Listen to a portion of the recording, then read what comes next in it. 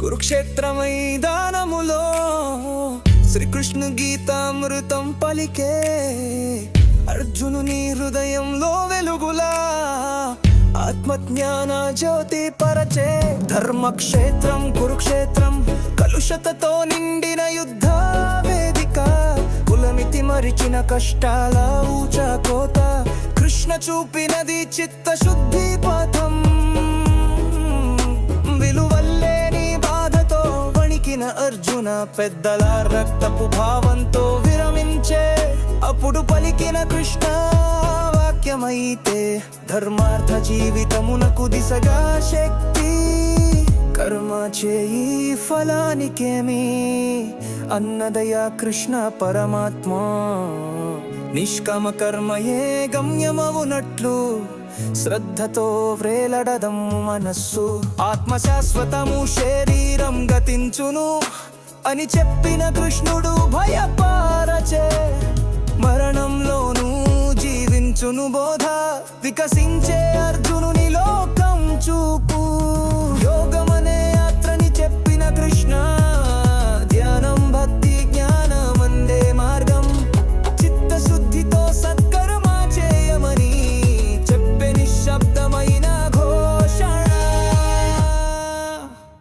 నా మీద శరణు చెయ్యవయ్యా నేనే నీ భారం మోసేదను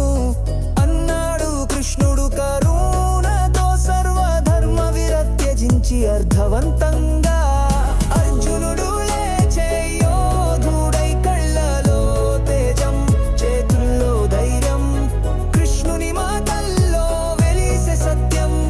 సమర్పణయే జయానికి మూలం గీతా శబ్దములో బ్రహ్మగానం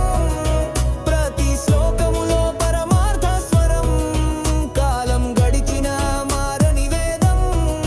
కృష్ణుని ఉపదేశమే జీవన పథం